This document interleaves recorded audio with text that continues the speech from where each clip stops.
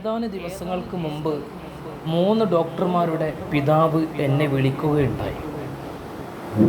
അവർ വിളിക്കുന്നത് മകൻ്റെ വിവാഹം നടക്കുന്നുണ്ട്, അതിന് ഉപ്പയുടെ സമ്മതമില്ല എന്ന് പറയാനാണ്. കാര്യം തിരകിയപ്പോൾ അവർ പറയുകയാണ്, അവരുടെ മക്കളെ പഠിപ്പിച്ചു, ഡോക്ടറാക്കി, ഉന്നതമായ സ്ഥാനത്തെത്തി. എന്നിട്ട് അവർ ഇപ്പോൾ സ്വതന്ത്രമായി ജീവിക്കുന്നു. വാപ്പയോടും ഉമ്മയോടൊന്നും മൈൻഡില്ലാതെ സ്വതന്ത്രമായി ജീവിക്കുന്നു. അങ്ങനെ അവരൊരു പെണ്ണുമായി സ്നേഹിച്ച് വിവാഹത്തിലേർപ്പെടുകയാണ്. ആ വിവാഹം നടക്കുന്ന വിവരം അറിഞ്ഞപ്പോൾ അത് മഹലിൽ അറിയിക്കണം, എൻ്റെ സമ്മതമില്ല എന്ന് പറയാനാണ് ആ ഉപ്പ വിളിച്ചത്. ആ മഹലിൻ്റെ പരിസരത്ത് ഞാൻ സേവനം ചെയ്തത് കൊണ്ട് തന്നെ ആ മഹല്ലുകാരുമായി ബന്ധമുണ്ടാകുമെന്ന അടിസ്ഥാനത്തിലാണ് ആ പിതാവ് എന്നോടത് പറയുന്നത്. വിഷയം വളരെ കൂടുതൽ അധ്വാനിച്ച് പഠിപ്പിച്ച ഒരു മകൻ, ആ മകൻ്റെ വിവാഹത്തിനിക്ക് സ്വന്തം പിതാവിന് താല്പര്യമില്ല, പിതാവിൻ്റെ സമ്മതമില്ലാതെയാണ് വിവാഹം നടക്കുന്നത് എന്ന് മഹല്ല് കമ്മിറ്റിയിൽ നിങ്ങൾ അറിയിക്കണമെന്ന് എന്നെ ഒരാൾ വിളിച്ചു പറയുമ്പോൾ ഞാൻ വിശദമായി വിവരങ്ങൾ ചോദിക്കുകയാണ് അദ്ദേഹത്തോട്. എന്താണ് ഉപ്പ നിങ്ങളങ്ങനെ പറയാനുള്ള കാരണം? അദ്ദേഹം പറയാണ്, നമ്മുടെ നാട്ടിൽ ഉപ്പാനെ അടിച്ച മക്കളുണ്ട്. നഊദുബില്ല, ഞാൻ അത്ഭുതപ്പെടുകയാണ്. നമ്മുടെ കേരളക്കരയിൽ ഉപ്പാനെ അടിച്ച മക്കൾ ഉണ്ട്, അതും ഉന്നതമായ സ്ഥാനത്ത് വിരാജിക്കുന്നവരാണ് എന്ന് പറയുമ്പോൾ ഞാൻ അത്ഭുതപ്പെട്ടു പോയി. ഡോക്ടറായ ഒരു മകൻ തൻ്റെ പ്രിയപ്പെട്ട പിതാവിനെ അടിച്ച് ആ വേദന കിട്ടിയ പിതാവ് വിഷമം വിളിച്ചു പറയുകയാണ്. പിതാവിനെ അടിച്ച മക്കളുള്ള കാലമാണെന്ന് പറഞ്ഞിട്ട് അദ്ദേഹം പറയുകയാണ്, കരഞ്ഞുകൊണ്ട് അദ്ദേഹം പറയുന്ന വിഷയം, എൻ്റെ മക്കൾക്ക് വേണ്ടി ഞാൻ ജീവിതത്തിലെ ആയുസ്സിലെ പ്രധാനപ്പെട്ട സമയം മുഴുവനും ചെലവഴിച്ച്, സമ്പാദ്യം അവർക്ക് വേണ്ടി ചെലവഴിച്ച്, ആരോഗ്യം അവർക്ക് വേണ്ടി ചെലവഴിച്ച്, പക്ഷേ അവരിൽ നിന്ന് കിട്ടുന്ന റിസൾട്ടോ ഏറ്റവും മോശമായിട്ടുള്ള റിസൾട്ടാണ്. അവരിൽ നിന്ന് കിട്ടുന്നത് ഒരു സാധാരണ മക്കളിൽ നിന്ന് കിട്ടുന്ന നല്ല റിസൾട്ട് പോലും അവരിൽ നിന്ന് കിട്ടുന്നില്ല. സമാധാനിപ്പിക്കാൻ അവരില്ല.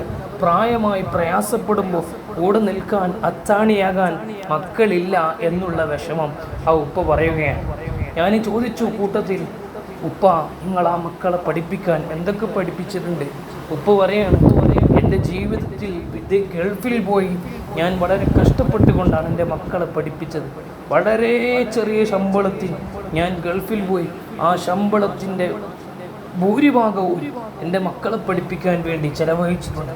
പലപ്പോഴും എനിക്ക് കിട്ടുന്ന പണം കൊണ്ട് കഴിയാത്തതിനാൽ പലരോടും പണം ചോദിച്ച് യാചിച്ച് ഞാൻ എൻ്റെ മക്കളെ ഉന്നതമായ സ്ഥാനത്തെത്തിച്ചിട്ടുണ്ട്.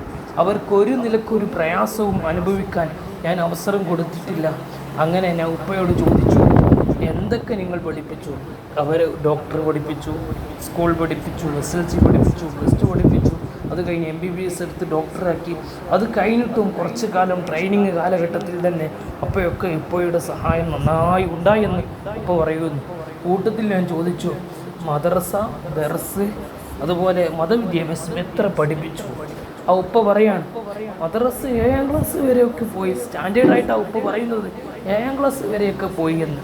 ചോദിക്കട്ടെ ആ ഉപ്പയോട്, ഇതുപോലെയുള്ള ഉപ്പമാരോട് ചോദിക്കട്ടെ, മദ്രസ വിവരമില്ലാതെ 7ാം ക്ലാസ് വരെ പോയി എന്ന അഭിമാനത്തോടു കൂടിയാണ് പറയുന്നതെങ്കിൽ, എൻ്റെ പ്രിയപ്പെട്ട ഉപ്പ, കേവലം 7ാം ക്ലാസ് മതിയോ നിങ്ങളുടെ മകൻ്റെ ആഖിറത്തിലേക്കും നിങ്ങളുടെ ശിഷ്ടകാലത്തിലെ സുഖകരമായ ജീവിതത്തിനും വേണ്ടുന്ന സർവ്വ അറിവുകളും ലഭിക്കാൻ 7ാം ക്ലാസ് മതിയോ മദ്രസയിൽ?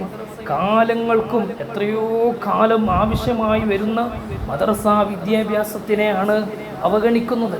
മദ്രസാ വിദ്യാഭ്യാസത്തിനെ സ്കൂൾ വിദ്യാഭ്യാസത്തിൻ്റെ പേര് പറഞ്ഞ് അവഗണിച്ചാൽ ഇതുപോലെയുള്ള ദുരന്ത അനുഭവങ്ങളാണ് പലർക്കും ഉള്ളത്. അതുകൊണ്ട് തന്നെ പ്രിയപ്പെട്ട ഉപ്പ, നിങ്ങൾ ചെയ്യേണ്ടിയിരുന്നത്, ഇനി നിങ്ങളോട് പറഞ്ഞിട്ട് കാര്യമില്ല, അടുത്ത തലമുറയെങ്കിലും അത് പഠിക്കട്ടെ.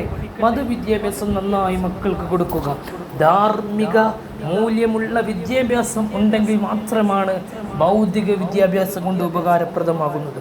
അല്ലെങ്കിൽ ഭൗതിക വിദ്യാഭ്യാസം നേരെ എതിരാകും, നേരെ എതിർ ഫലം ചെയ്യും. അതുമാത്രമല്ല, നിങ്ങൾക്ക് കണ്ണുകടിയാകും മക്കൾ. ഭൗതിക വിദ്യാഭ്യാസം മാത്രമുള്ള മക്കൾ നാടിൻ്റെ നന്മക്ക് പ്രവർത്തിക്കുന്നതിന് പകരം നാടിന് എല്ലാവർക്കും മോശപ്പെട്ട രൂപത്തിലാവുകയും സ്വന്തം പിതാവിനും മാതാവിനും കണ്ണുകടിയാകുന്ന ദുരവസ്ഥ ഉണ്ടാവുകയും ചെയ്യുമെന്ന് ഞാൻ ആ പ്രിയപ്പെട്ട പിതാവിനോട് ഓർമ്മപ്പെടുത്തുമ്പോൾ പിതാവിൻ്റെ കണ്ണിൽ നിന്ന് കണ്ണുനീര് വരികയാണ്. പ്രിയപ്പെട്ട രക്ഷിതാക്കളെ, നമുക്കുമുണ്ട് മക്കൾ.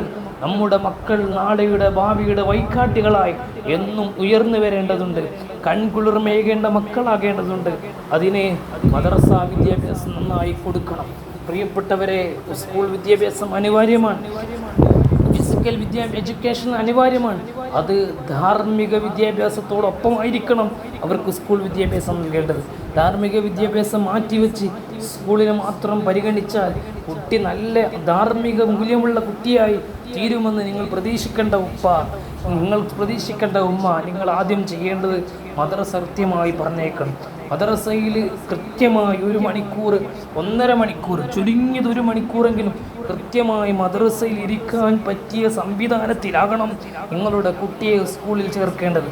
അതിന് പറ്റിയ മദ്രസയിൽ 1 മണിക്കൂറെങ്കിലും ഡെയിലി കുട്ടി ഉസ്താദിനടുത്ത് പോയി പഠിക്കാനുള്ള സംവിധാനം ഉണ്ടാകണം.